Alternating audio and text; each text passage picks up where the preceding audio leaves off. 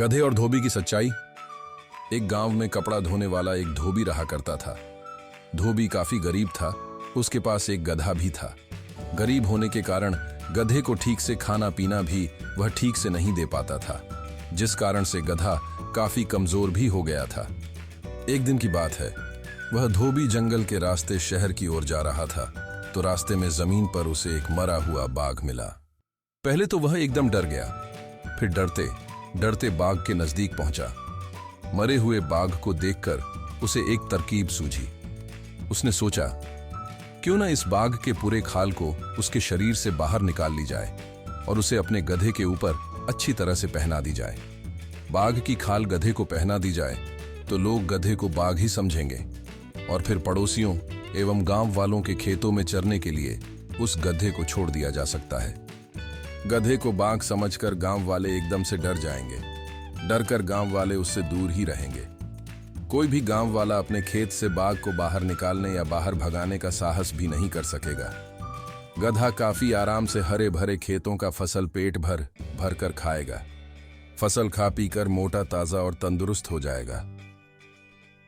यह सोचकर धोबी इसी तरह मरे हुए बाघ के शरीर पर से उसका चमड़ा अच्छी तरह से बाहर उतार लिया। बाघ के खाल को अपने घर लेकर आ गया।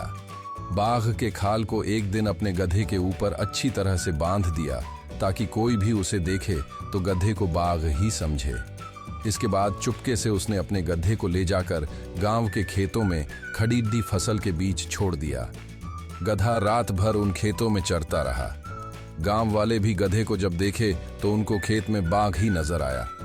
डर से कोई गांव वाले अपने खेतों में जाकर उस बाघ को भगाने का प्रयास भी नहीं किया।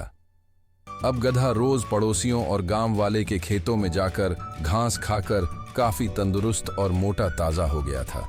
एक दिन की बात है, दूर कहीं गांव से एक गधा के ढेंचू ढेंचू चिल्लाने की आवाज उस गधे को सुनाई थी। आवाज सुनकर उसने भी नकल किया और ढेंचू ढेंचू करना शुरू कर दिया। जब गधा का हरे भरे घास खाकर पेट भर गया था तो गधा ने फिर से ढेंचू ढेंचू चिल्लाना शुरू कर दिया था। गधे के चिल्लाने की आवाज आसपास के खेतों में काम कर रहे लोगों ने भी सुन लिया। ढेंचू ढेंचू की आवाज सुनकर गांव वाले अब समझ गए कि यह कोई बाघ नहीं है, यह तो एक गधा है जिसके शरीर पर बाघ का खाल चढ़ाया हुआ है।